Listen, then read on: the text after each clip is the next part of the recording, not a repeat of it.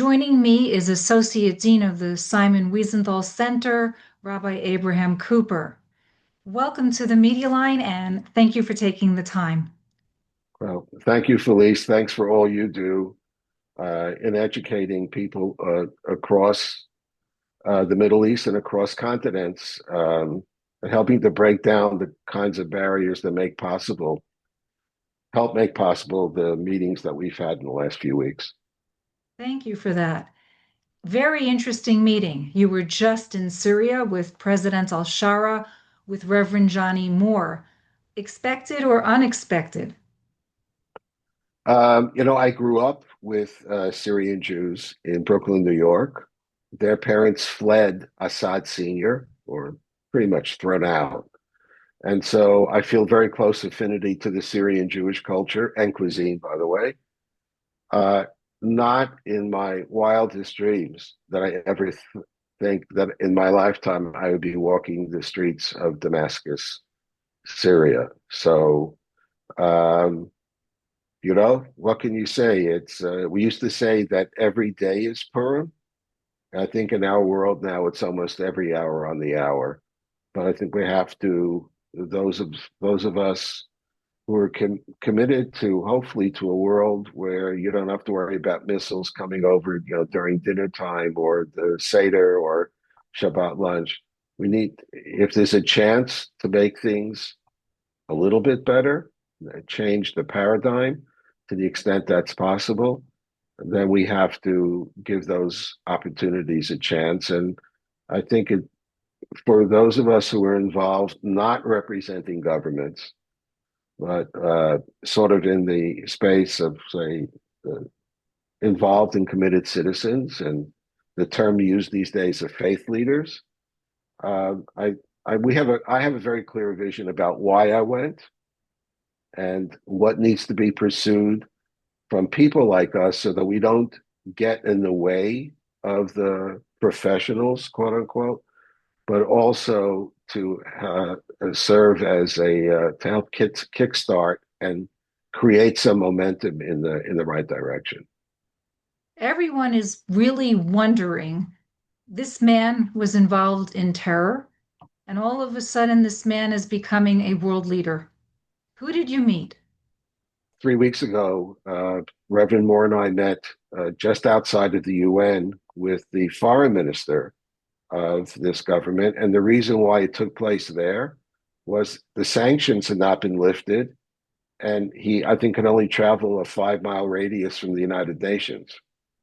Uh, we, I think that the first questions that Reverend Moore put on the table was, can we believe you? Can we trust you? And the second question is can you deliver? And we had an hour-long session, but his Wow. response basically was, maybe with your help we can succeed. And then immediately said, well, you need to come to Damascus. And that was the basis for what eventually led to a 2 hour meeting with the president of the country the other night. What was And President AlShara like? What was he like? I think this people want to understand, is right, this man for real?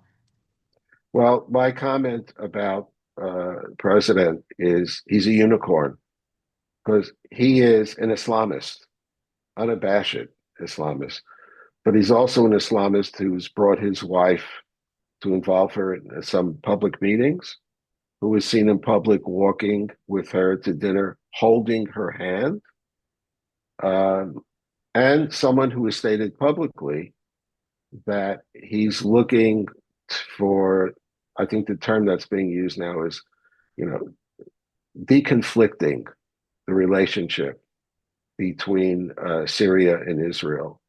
I will tell you, there's a term in Hebrew, kabdehu v'chashtehu, which means respect someone and verify. And I think that's especially true in his case. And the other piece about just the first reaction to going to landing in Syria is just the 30 or so minute ride from the airport to downtown Damascus. It looks like a war zone. I mean, the infrastructure of this country, and I was told that this is the place in the country that's the best shape. If you go out to Aleppo and Homs and other places, uh, this is a country that is exhausted from the Assads, to put it mildly. It's a country in which tens of thousands of families, if not more, uh, don't really know what happened to their loved ones, where if they're dead, where their remains. And one of the sustainable humanitarian projects I suggested from the Wiesenthal Center is a DNA project, and I have the support and potential involvement of Father Patrick Dubois, who did the amazing work in the Ukraine, in Central America. He's already been in Iraq. And in thanking the president for releasing all of that or allowing the information and the belongings and the last letter of Eli Cohen to his wife to reach the family. And of course, I brought up first is, and we would like to bring his remains home. Uh, I suggested that as a project because that's a signal to everybody in Syria that it's a gesture and a signal. And the other suggestion I made on the humanitarian thing was about engaging Israelis on their expertise on water, agriculture, just very basic stuff that's so clearly that's needed. So he is a thoughtful person, very interesting because not always true about world leaders. He's not afraid of disagreement. He'll engage you. He can say A, you say B. Very unusual that way. And I think he has some sense, now 6 months, some sense that he needs to, begin to deliver, forget about Israel, Jews, or he needs to deliver some of those fundamentals to the people of Syria.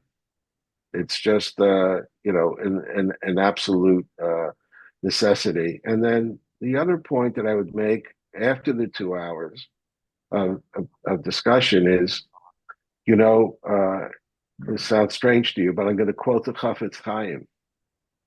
Chafetz Chaim was walking, a great Jewish sage at the end of the 19th century, with some of his students on a Shabbat. And they came to a railroad track, and there was a train. They had to wait till the train left. So the train finally, 50 cars, and finally goes off, and he stays there. He's looking off into the distance, and finally, one of his students said, "Rebbe, the train left already. Let's get going. What do you see?" He said, "I'll tell you what I see. I see how one warm train, one warm car can schlep so many cold cars." So among the other questions we all have going forward is, this person is a person who has a vision for his country. Who is he going to be putting in place to execute this vision?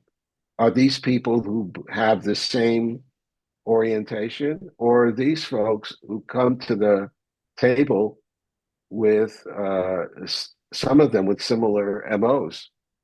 So there are many, many questions that remain. I think the bottom line here is that I know that Israel has started on a low level some engagement. I think it would make sense to raise that somewhat. And I noticed that Prime Minister Netanyahu was reported to have asked President Trump to get involved. And the question is this are these candidates? Is this a candidate for the Abraham Accords? And I think that there are two possible tracks. One is the so-called deconfliction. It's like we're talking about trains, taking the local from one city to the next. There are a lot of stops. If you want to get into the express train, in my opinion, the only person who can make that happen is President Trump. Before you go on, even as we speak, there's grave concern of ISIS cells rising. President Shara is dealing with internal turmoil within, which could really be something that stops that normalization you speak about from moving forward as well.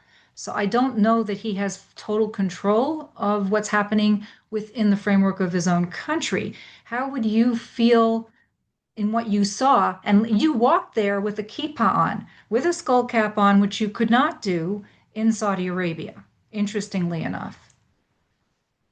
Yeah. So, uh, yeah, we don't know for sure. Well, the mixed feelings of walking around Damascus, I think, has seven gates. We spent obviously a lot of time walking around the Christian arena, um, and then we had our own security as well as the security provided by the government. And yes, you have people in the streets, university students going to school, uh, a bustling city. Um, and then you, of course, at every other block, you see guys with AK-47s and plenty of bullets that they're carrying around. Yeah, we don't know where all of this is going to go, and we don't know at the what to what extent this government will be able to exercise its control over all of the territory of Syria.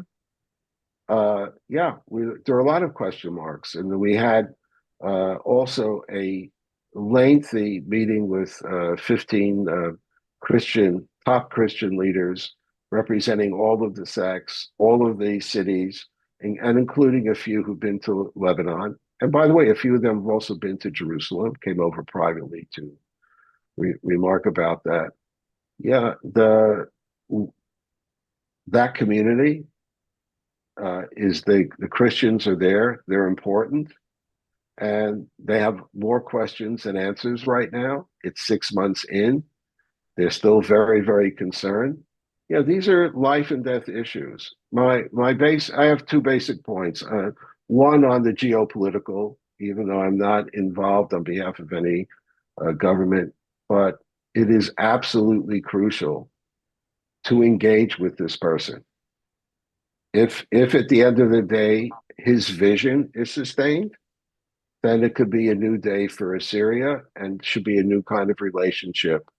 I don't know if you're talking about friendship yet from governments, but removing for the Syrians to remove Israel and Israel to remove Syria from their enemies list, as long as this is the person who's control and shows he can deliver in other areas as well, that should be a top goal for Israel.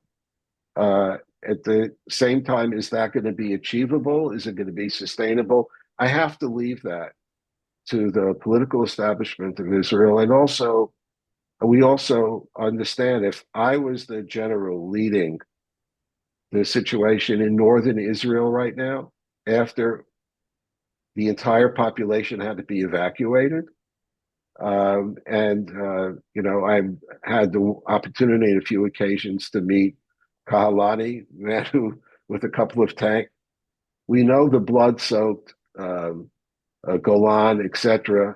There doesn't need to be a rush to finalize anything, but it would be a huge mistake not to engage.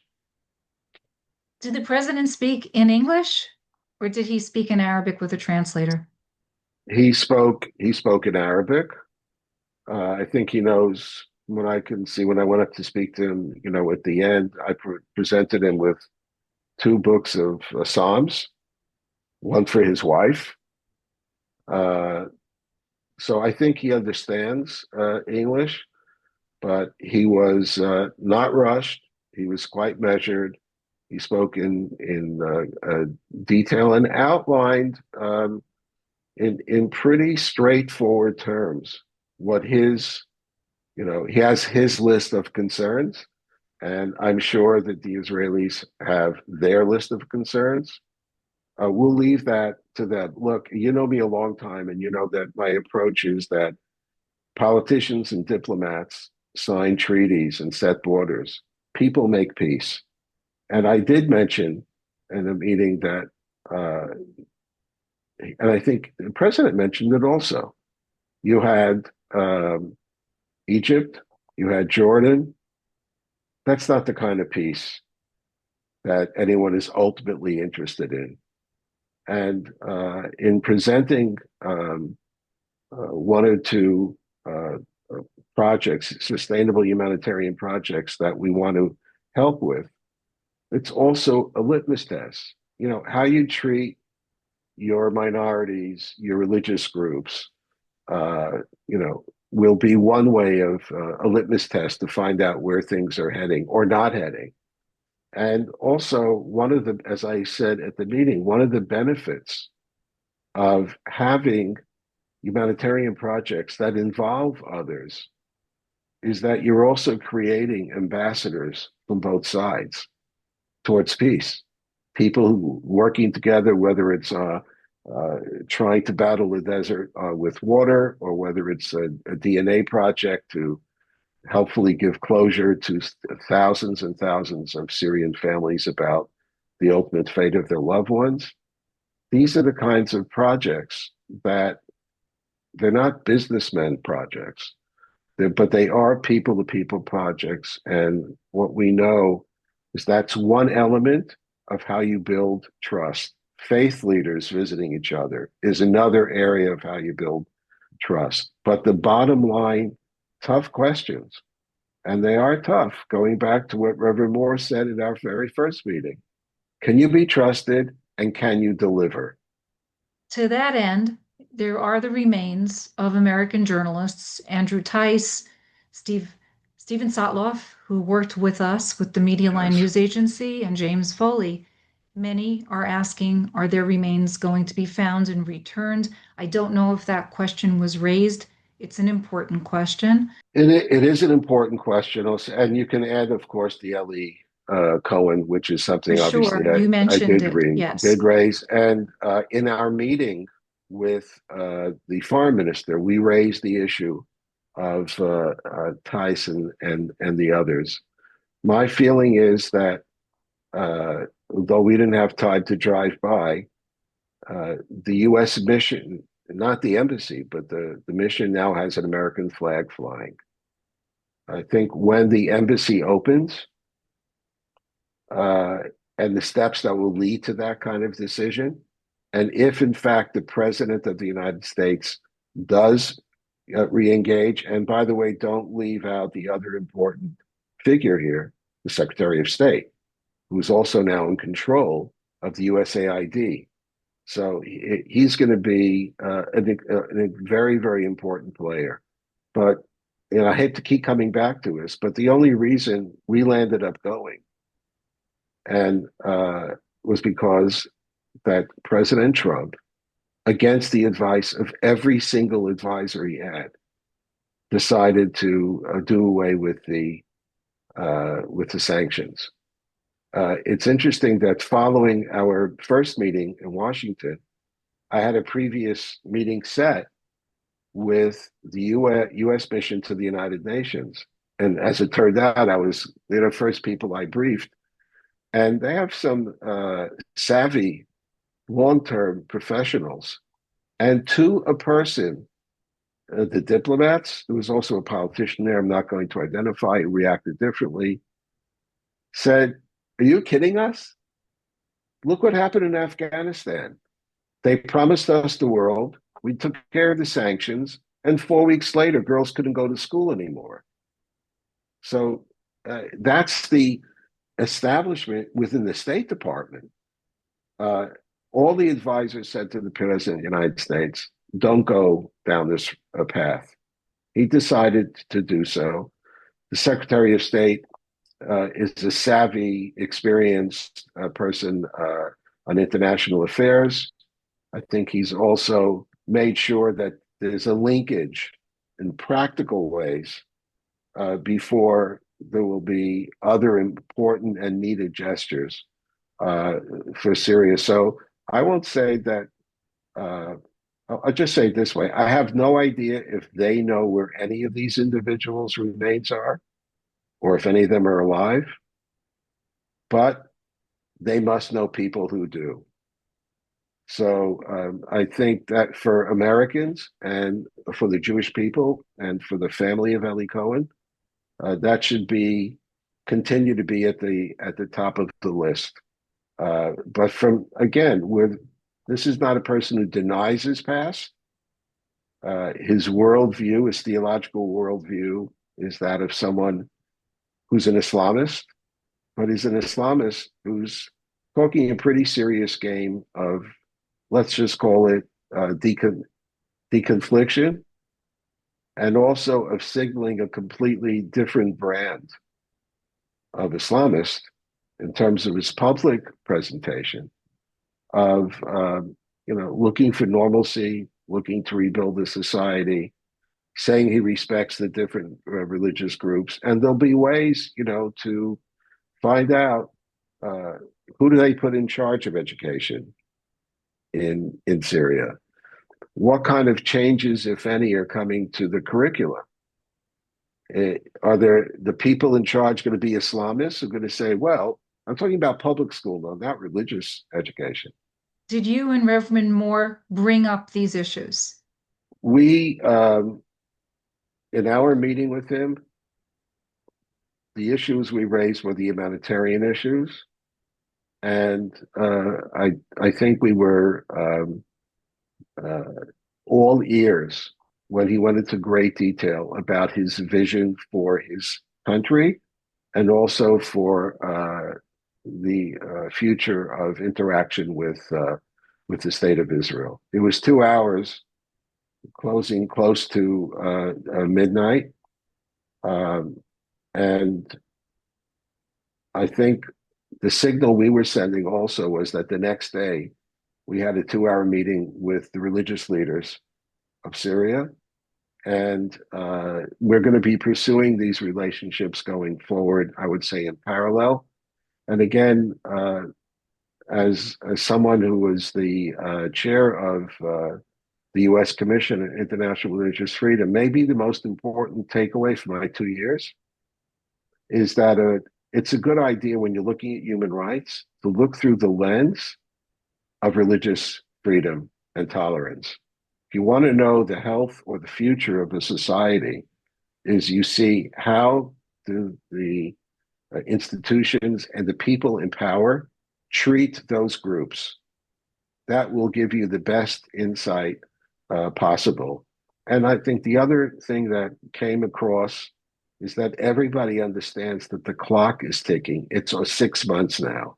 Means he's going to have to be making, is the process of making important internal decisions, which is his most important priority. But it is, at least to me, I haven't had a chance even to debrief with my friend, Reverend Moore, but uh, to me right now, his main focus is internal and someone, I think both Israel and him would like to see taking each other off the enemies list and then maybe talking about becoming friends. That's the way I view it. Both sides have plenty of issues to discuss, but the most important message, and for any Israeli who would ask me, is we have very little to lose in terms of engagement between Israel and Syria. It may come to nothing. It may lead to some really good things. And as far as like, are we looking at someone who's going to be, uh,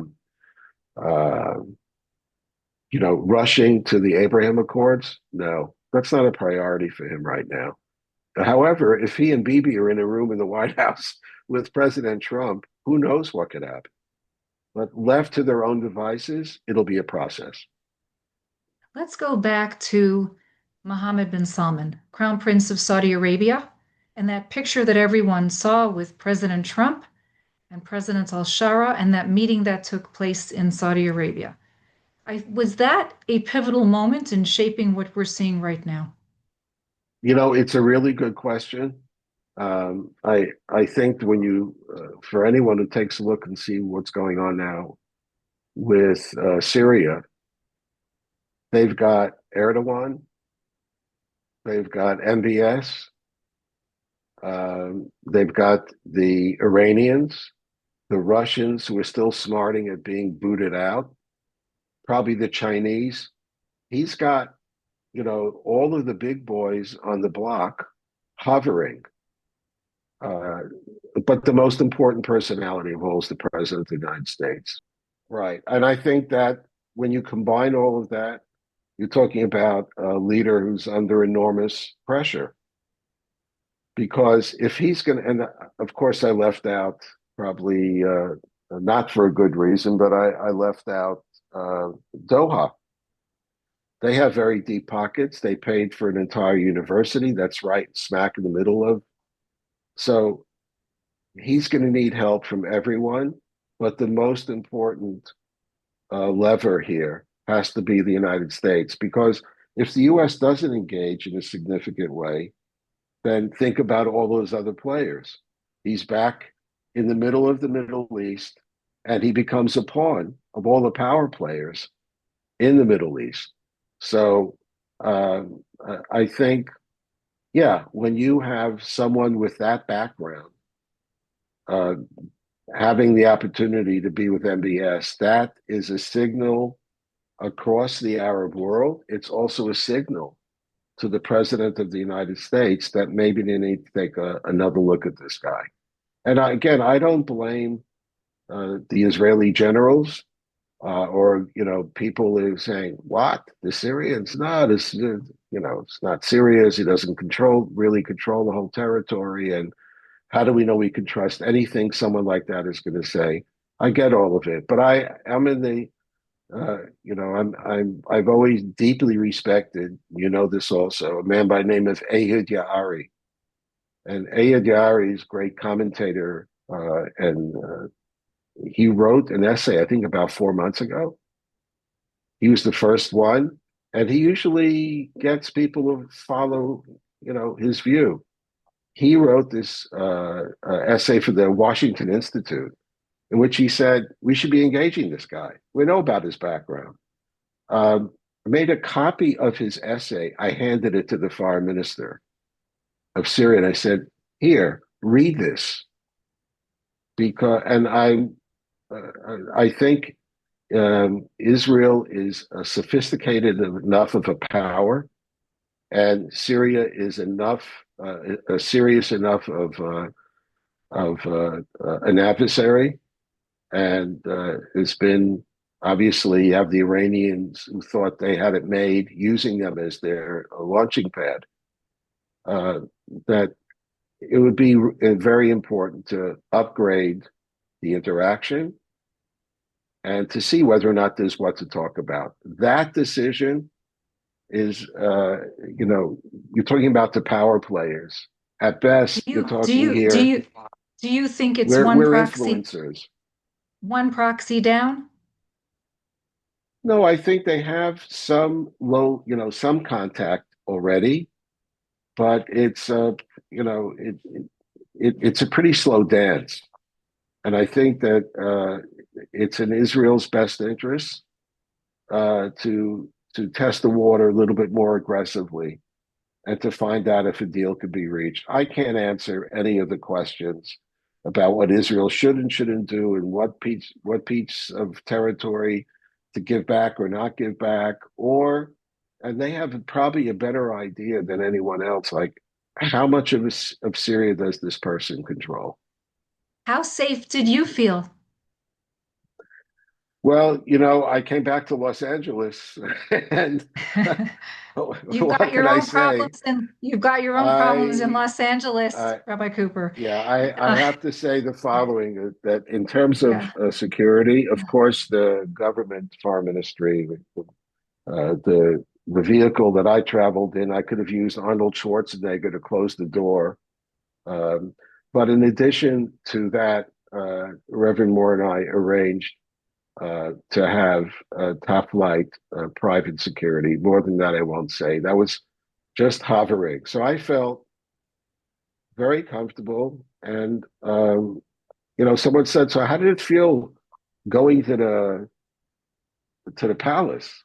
because I have like this long, I mean, really long red carpet. You walk and walk and walk. You go up the steps. I said, tell you the truth, I was just relieved when I finally got into the main room that Assad wasn't there and that this guy was. So it was quite something. But I think also uh, sometimes you meet people who are worth engaging.